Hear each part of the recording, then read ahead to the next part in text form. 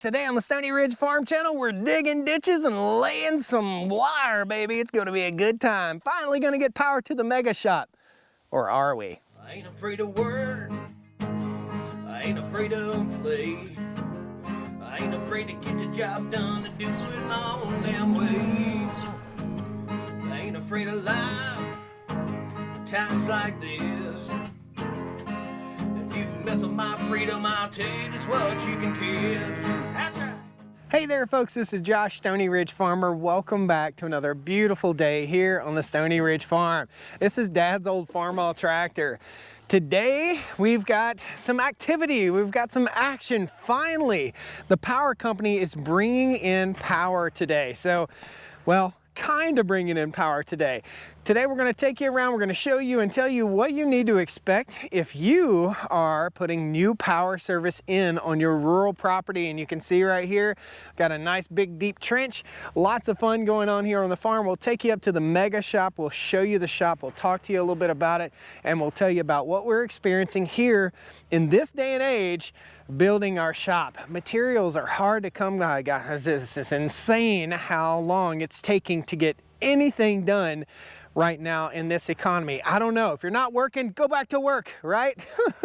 So let's have some fun. We'll show you what's going on here on the Stoney Ridge today. Welcome back to the farm. If this is your first time here, please hit that like button. If it's your 50 millionth time here, please hit that like button. What we're doing today is running the main power service to the farm shop, to the new mega shop. We're coming right off this pole, the primary electric line, meaning not the 120 or 240, but the high voltage electric line. Is going to be buried right here. We got about an 800-foot trench that goes all the way up to behind the mega shop, and that's where they're going to mount up the transformer. Well, guess what? Can't get the transformer. It might be the first of the year before we can get a transformer up there to run power to the shop. Ugh. Totally disappointing. We'll get you a little footage. They're digging just the last part here, and this trench is about 3 feet deep. These guys are contractors for Duke Energy, and I'll tell you what, guys, I am very impressed at the professionalism at the job they've done so far. It's been absolutely fantastic. Great communication, and that's what it really takes. So the first step in this process is we call the 811 dig folks, and they come out here and they mark everything off and make sure we have no underground utilities. You can see there are underground utilities, so Spectrum has just dug a trench out here to put the cable in. We're getting some fancy cable internet here. It's supposed to be about twice as fast. I guess there's some money out there for rural internet providers right now, so finally we get good internet on the farm. Now we had to have a discussion with these guys before they got started, because what we have here is this is going to be the site of a pond dam. There's going to be about a 5-acre lake right here, and they didn't want to bury the electric line right here because it would be underwater. That's not a good thing. We're out here with a Kubota KX57, really nice machine. It's purring like a kitten, running really quiet. He's just digging right away. I'm probably not like their average customer. Most of their average customers will know to get out of the way. But I'm not out of the way. I'm just really curious about how these things work, as you guys might be. Right up this pole will be a conduit. That conduit will run the primary line. There'll be switch gear up here on the pole where they can turn on and off the transformer. So we're gonna follow the trench all the way up here with the drone. You guys will get a good shot and a good idea. I had to clear the land right up through here in order to get these guys room for right of way, and you have to sign a paper giving them right of way to run right through the woods right up here. Very cool. So with every video I do, we do rural lifestyle content here on the channel. Every video I do, I want you guys to learn from. So there's a little education to be had here. So if you have power that's going to be ran out to your house, in most situations, if you're not running a really long span, you're probably not going to have to pay, because the power company will recoup that power. And we're working with Duke Energy here. The power company will recoup that money that they spent on digging these trenches and running the power line over time. So typically, if you're running a residential service, you won't have to worry about that. Now, the service that we have up here is kind of residential and kind of not residential. However, there will be about a 2,800 square foot finished area in the shop building. So it's going to be a barn dominium type home. So that's how we ended up getting this. I won't tell you what we had to pay, but sometimes you got to come out of pocket a little bit in order to get power. It's just part of the way things work. Right now they're getting ready to run the power line. And again, this is high voltage power, not low voltage. So this isn't 120 or 240. This is the high voltage stuff like the overhead power lines. Now we chose to go this route, and I totally recommend it to you guys. If you're going to put power on your property or on your place, you don't want to look at ugly overhead power lines. And the way that we avoided that was having everything put underground from this line all the way up to the shop. I didn't want to look at power lines. Power lines are a hazard. They're a hazard for the wind. They're a hazard for trees falling. There's always something going on with the power line if it's above ground. So we opted for below ground. That's going to be a little bit more expensive. We'll take you up to the shop and show you in just a second too. Check out these giant rocks they just pulled out. So this is called the Stoney Ridge Farm for a reason, and that's the reason, guys. These are huge rocks. I asked these guys if they hit rocks, don't worry about it. We'll go ahead and we'll get rid of them for you. So just set them to the side and we'll scoop these up with a skid loader and put them back in the woods at some point. Pretty nifty contraption, just hanging right off the teeth on the bucket. And this ditch is about 3 feet deep, guys. So nothing on the farm is gonna hit this. If I run a plow 3 feet deep, that's my own darn fault. That's pretty silly to run a plow 3 feet deep. So we're gonna go ahead and walk the trench here. Again, guys, this is 3 feet deep. I'll always know where this is, and I think it's a good idea for anybody who's having power ran or any kind of underground lines like this to shoot a little video of it. This will be a good video record for me to make sure I know where this goes. And it goes from here all the way up through the woods to the mega shop. Now here's a secondary educational point for you guys. If you're gonna do something like this, expect delays. Expect delays and expect to come out of pocket just a little bit unless you're building a great big house, okay? So expect delays. Right now, they don't know whether they can get a transformer out here for me to have power before the first of the year. Isn't that crazy? January or February is what we're looking at for getting power into the shop. It's totally disappointing. However, I can't get a 400 amp meter base. So right now the supply chain is really broken in this country. I don't know, you guys share your opinion. Why is it so broken? What's going on? I don't get it. Totally don't get it. Let's go ahead on up here to the mega shop and I'll show you the shop and where we're going to put the power meter. Now, a few things you need to think about as they're backfilling this. They need to take that excavator, that Mini X, and they'll rake dirt back over top of it. Now, they can't rake gigantic boulders on top of this power line right here because they risk damaging the sheath on the outside of the power line. We'll take a look at that real quick as we get up here closer to the shop. And we'll show you where the transformer is going to go to. It's a pad mount transformer that sits on the ground. So this is the cable right here. 25,000 volts is what it's rated at, okay? It is 1/aught AWG. That's what size it is. Now the pad for the transformer is going to go right here, and it's sitting right here. It's a pre-made pad system, and the wire will come up through one of these holes and be stubbed up for now. Once we get the transformer in place, it's already pre-drilled to mount the transformer. There'll be a big green transformer sitting on top of this.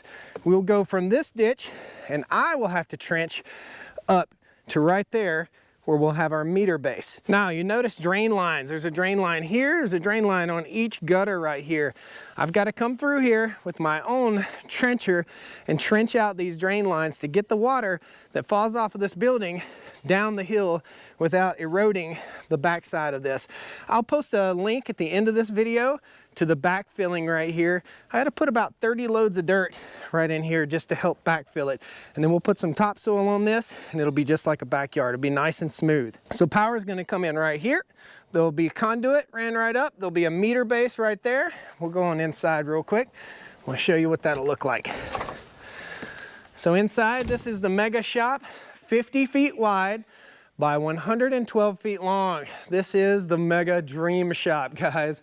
And again, there'll be an electrical panel situated right here, and that will feed this building. So we'll have lighting right here. This area will be finished. There'll be a little butcher shop area here. The farm office is going to be here. Storage slash barn dominium up here. We'll take you for a little walk around the shop real quick. This is the Unicorn Dodge. This is a 2000 Dodge Ram Cummins, 140,000 actual miles on it. This is a 1988, the Yodacorn, 88 Toyota pickup. Has 65,000 actual miles on it. Really, really nice truck.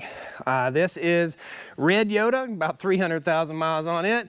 The John Deere tractor that I use, it has a Woods BH100 backhoe on here, and stay tuned for a future video because that's what we're going to be doing all the digging with. It actually has a bigger bucket than that Mini X.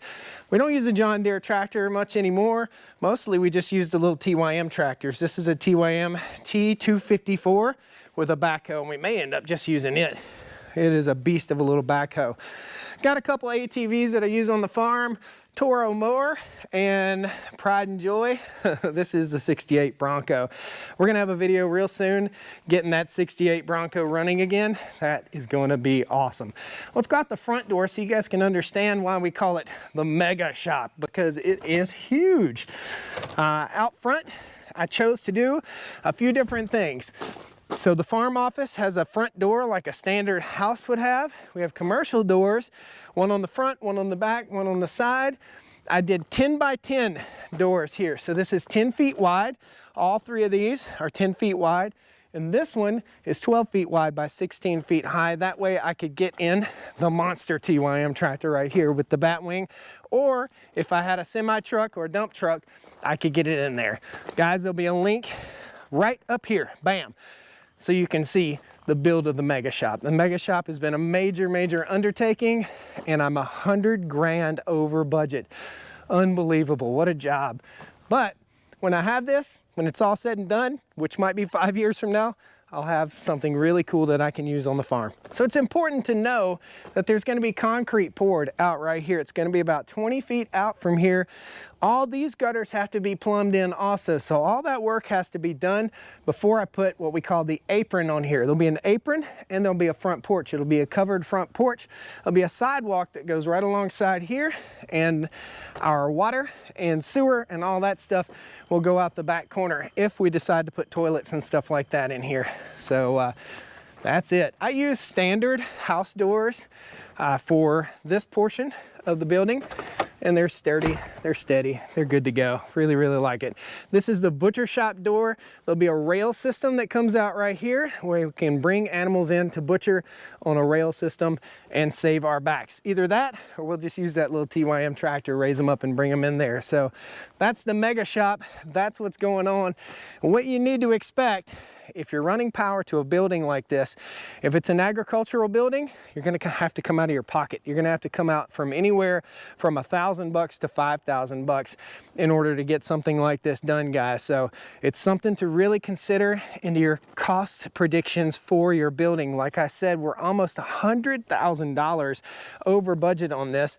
The concrete work alone cost right around $70,000, and we still have $30,000 worth of concrete work. If you're not subscribed to the channel, please jump in and subscribe. I'd love to have you back. This will be the outdoor kitchen area, and we'll do some nice decorative stamped concrete right here. And I'm planning on building a little timber framed outdoor kitchen area. So for butchering, processing, all that'll be in there. Outdoor kitchen area and cooking area for doing barbecues and stuff like that will all be out here.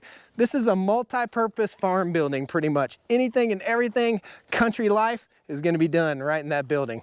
As we walk back down the hill, you guys might think, well, gosh, Josh, why didn't you just trench your own trench? Why didn't you do it yourself? Here's the deal. If I did it myself, I'd have to dig it to their spec, and every bit of this would have to be put in conduit. So it would cost me more for the conduit than it would to have the line ran up here, which makes a huge difference, guys. Really, really does. So saving myself time, saving myself money, and getting the guys that know how to do it right, plus running 800 feet of conduit. Oh my goodness. If there's 800 feet of conduit in the country, let me know. I don't think there is. So that's one of the main reasons right here. Now, something I might do in order to prevent myself from hitting this line would be put a piece of caution tape in here if they'll let me do it. So as they knock a little bit in, I'll roll out a little caution tape, and that way I know if I'm right on top of my trench. But I've got video record right here that tells me everything I need to know also. There's more work to do here. So there's gonna be a lot more work right in this area, smoothing. We've got the TR3 rake, we'll have the tractors out here, we'll get this smooth, this silk, it'll be like a golf course. Right now, it looks like a war zone, but we've got a lot more work to do, guys. So as we're walking back down the hill here, you need to know if they don't backfill it and put a little hump over top of this and water starts getting in there, it will cut this ditch open, okay? So we really have to think about that. And even after they're gone, I still may bring some more dirt in and put some water bars. In other words, a water bar would be a hump that redirects water. So there'll be a little hump and it'll direct water that way here. And it'll be a hump and it'll redirect water that way. So you got to think about that when you're trenching down a hill like this. If they backfill, there needs to be a rise. So we've wrapped it up. These guys were in and out within, I guess, 8 hours, and they trenched about 800 feet. This is the pad that the transformer is going to be mounted to. It's got a stub up right here. It's got a little cap on it right there. And simply put, they did a fantastic job. I've got a little bit of grass seed to put down right here and a little bit of straw. Down by the pole, the wire is coiled up, and the next step in this process is going to be the power company coming in and putting up switch gear. The switch gear is just a fuse that you can pull out or push in, and that's what blows if we have a problem. So that's it. That's what you can expect if you're having rural power installed. So there'll be a transformer right here. Again, we're still waiting on transformers, which is pretty sad, but I'm also waiting on parts for the building too. So in this economy, who knows? Well, guys, thanks a lot. I think they did a bang up job. Let's just take a quick look here. If you look down through, this is all going to be gravel. This is going to be a roadway that comes up through to the back side of the shop.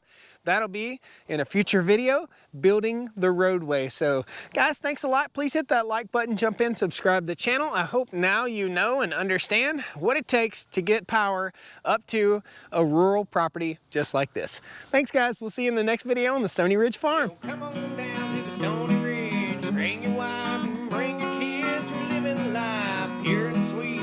That's the way it's supposed to be, Stoney Ridge. Woo! Cool, battery's dying. All right, battery died twice. If you guys see me doing something stupid I could get hurt, just let me know.